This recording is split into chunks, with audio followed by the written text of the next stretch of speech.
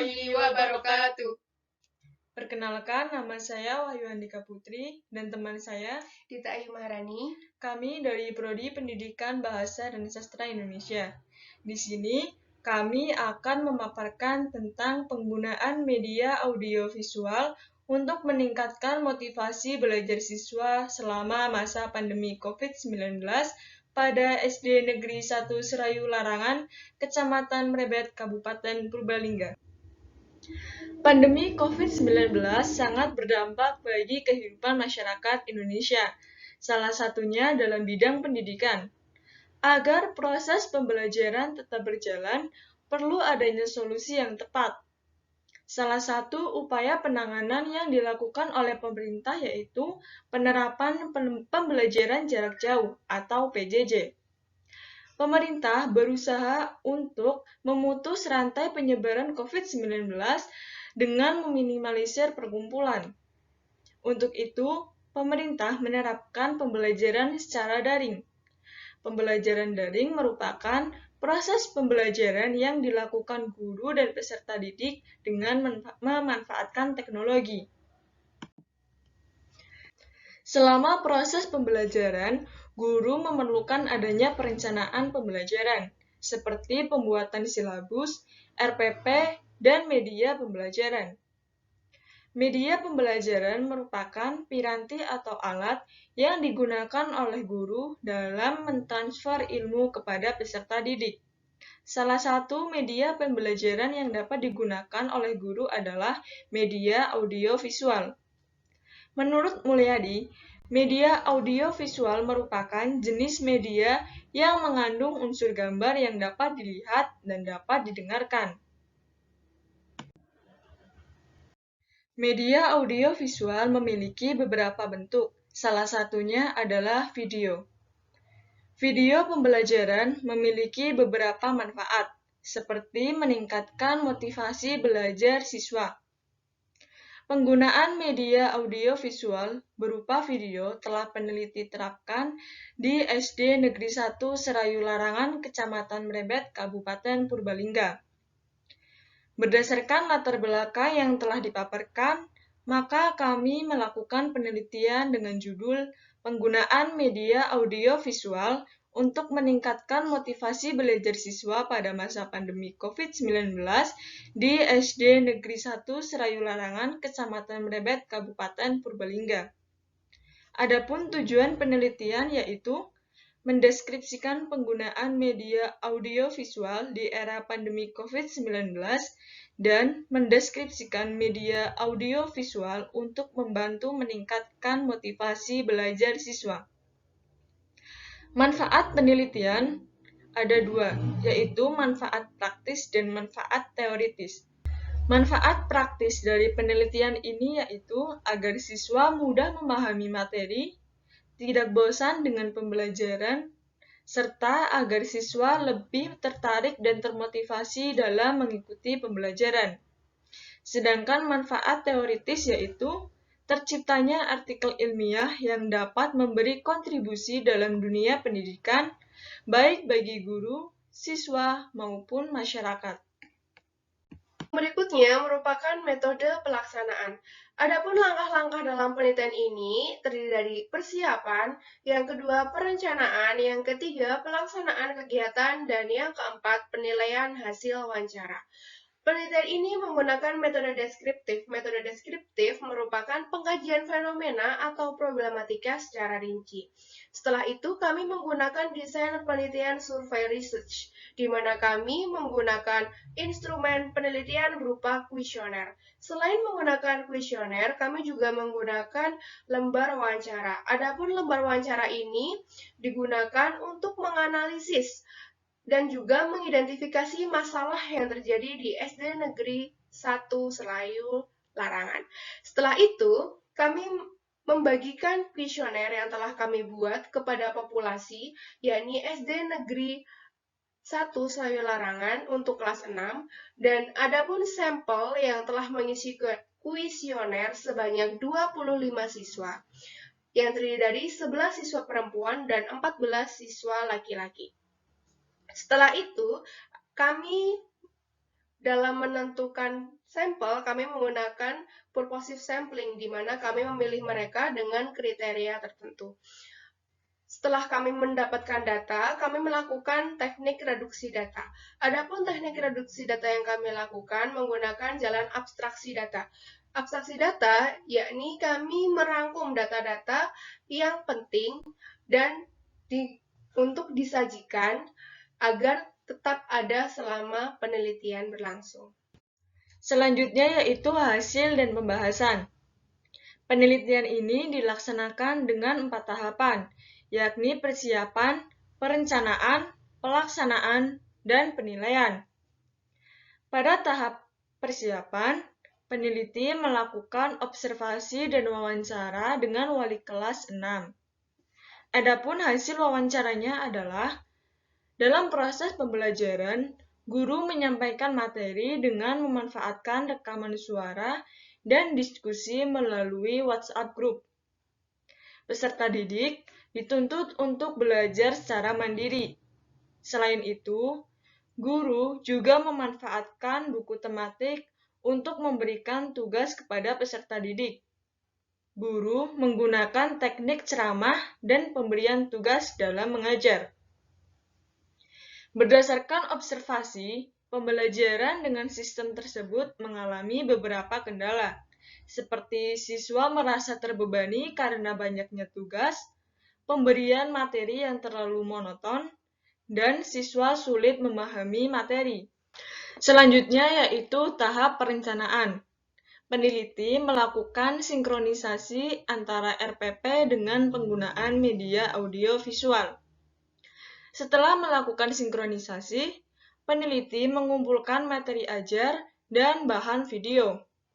Setelah itu, peneliti melakukan pembuatan video. Pembuatan video dilakukan dengan 2 cara, yaitu rekaman langsung dan rekaman animasi. Pada penelitian ini, peneliti mengambil materi yaitu tentang ide pokok paragraf. Peneliti membuat 3 video pembelajaran. Video yang pertama berisi tentang definisi dan gambaran umum ide pokok paragraf. Video yang kedua berisi tentang cara menentukan ide pokok paragraf. Dan video yang ketiga berisi tentang ulasan serta soal menentukan ide pokok paragraf. Selanjutnya yaitu tahap pelaksanaan. Setelah video dibuat, video diunggah di YouTube. Kemudian, peneliti memberikan link YouTube tersebut kepada guru yang bersangkutan. Setelah itu, guru dan peserta didik melakukan diskusi melalui WhatsApp Group. Kemudian, guru memberikan tugas di akhir materi untuk menguji tingkat pemahaman peserta didik serta dijadikan sebagai penilaian terhadap peserta didik. Yang berikutnya merupakan penilaian hasil kuesioner. Ketika kami menyebarkan kuesioner, tentunya kami menentukan indikator dalam menilai motivasi siswa. Adapun indikator yang kami gunakan, yang pertama adalah perasaan senang ketika belajar bahasa Indonesia menggunakan media audiovisual atau video. Yang kedua, adanya ketekunan dalam belajar. Yang ketiga, munculnya sikap tidak mudah putus asa selama pembelajaran berlangsung. Yang keempat, munculnya sikap tidak mudah bosan selama pembelajaran menggunakan media audiovisual atau video. Kemudian yang terakhir, memiliki cita-cita yang kuat. Setelah kami menyebarkan kuesioner kepada sampel sebanyak 25 siswa dengan 11 siswa perempuan dan 14 siswa laki-laki, kami pun mendapatkan hasil kuesioner. Adapun hasil kuesioner yang berikutnya merupakan hasil penilaian kuesioner. Dalam hasil penilaian kuesioner ini, kami dalam indikator yang pertama merupakan perasaan senang ketika melaksanakan pembelajaran berbasis media audio visual atau video. Dalam soal yang pertama, saya senang belajar dengan melihat video pembelajaran. Sebanyak 22 siswa menyatakan ya dan 3 siswa menyatakan tidak. Maka dari itu, persentase yang didapatkan adalah 88%. Yang kedua, saya lebih senang untuk mengerjakan tugas bila guru memberikan video penjelasan terlebih dahulu. Sebanyak 24 siswa menyatakan ya, dan 1 siswa menyatakan tidak. Maka dari itu, persentase yang didapatkan adalah 96%. Maka dari itu, untuk indikator yang pertama, menunjukkan bahwasanya siswa memiliki minat pada penggunaan media audiovisual atau video. Sementara pada indikator yang kedua, adanya ketekunan ketika pembelajaran menggunakan penggunaan audiovisual atau video. Yang pertama, yakni saya lebih memahami pelajaran apabila guru memberikan video. Sebanyak 22 siswa menyatakan ya dan 3 siswa menyatakan tidak. Maka persentase yang didapatkan adalah 88%. Sementara indikator yang kedua, dalam poin yang kedua, saya lebih bersungguh-sungguh dalam mengerjakan tugas ketika guru memberikan video pembelajaran. Sebanyak 23 siswa menyatakan iya dan 2 siswa menyatakan tidak. Maka persentase yang didapatkan adalah 92%. Untuk itu, dalam indikator yang kedua, menunjukkan bahwasanya siswa memiliki ketekunan atau mereka bersungguh-sungguh ketika belajar menggunakan media audio visual atau video. Hasil penilaian kuesioner yang berikutnya merupakan dalam indikator munculnya sifat tidak mudah putus asa. Dalam poin yang pertama, saya penasaran jika tidak bisa menyelesaikan soal yang diberikan guru. Sebanyak 19 siswa menyatakan ya dan 6 siswa menyatakan tidak. Maka persentase yang didapatkan adalah 76%. Kemudian yang berikutnya, pada poin saya berusaha untuk menyelesaikan tugas dari guru dengan melihat penjelasan video pembelajaran yang telah diberikan. Sebanyak 20 siswa menyatakan ya dan 4 siswa menyatakan tidak. Maka persentase yang didapatkan adalah 84%. Berdasarkan poin tersebut, maka dalam indikator ini, siswa menyatakan bahwa mereka tidak mudah putus asa dan bertekad kuat dalam pelajaran bahasa Indonesia menggunakan media audiovisual atau video. Kemudian yang berikutnya munculnya rasa bosan. Dalam poin saya merasa pembelajaran lebih mengasyikkan dengan menonton video. Sebanyak 24 siswa menyatakan ya dan 1 siswa menyatakan tidak. Untuk itu, persentase yang didapatkan merupakan 96%, yakni siswa tidak merasa bosan selama pembelajaran berlangsung. Hasil penilaian kuesioner yang terakhir. Dalam indikator yang terakhir, yakni memiliki cita-cita yang kuat selama pembelajaran. Untuk poin yang pertama, yakni saya berusaha untuk memahami video pembelajaran yang diberikan oleh guru. Semua siswa menyatakan ya.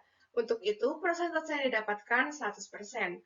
Kemudian yang kedua, saya berusaha untuk mendapatkan nilai yang baik dalam setiap pelajaran. Semua siswa juga menyatakan ya, maka persentase yang didapatkan sebanyak 100%. Untuk itu, dalam indikator ini jelas menunjukkan bahwa siswa ingin mendapatkan nilai yang terbaik. Berdasarkan seluruh hasil kuesioner yang kami dapatkan, menunjukkan bahwasanya siswa memiliki motivasi yang kuat dengan adanya pembelajaran berbasis media audiovisual atau video. Selanjutnya yaitu simpulan. Berdasarkan hasil penelitian kami, dapat disimpulkan bahwa penggunaan media audiovisual dapat meningkatkan motivasi belajar pada siswa. Siswa akan lebih mudah memahami materi jika guru memberikan penjelasan dengan media audiovisual. Media audiovisual juga mempermudah siswa untuk mengerjakan tugas, sehingga siswa memiliki perhatian lebih terhadap suatu materi. Adapun saran yang dapat kami berikan dalam penelitian ini, sebagai berikut. Yang pertama, penelitian ini dapat dijadikan sebagai bahan acuan agar peneliti dapat melakukan kegiatan pengabdian masyarakat yang lebih baik serta dapat mengembangkan ide-ide kreatif terkait media pembelajaran yang dapat meningkatkan motivasi serta kualitas siswa. Demikian presentasi dari kami. Kami mohon maaf apabila ada tutur kata yang kurang berkenan. Wassalamualaikum Wassalamualaikum warahmatullahi wabarakatuh.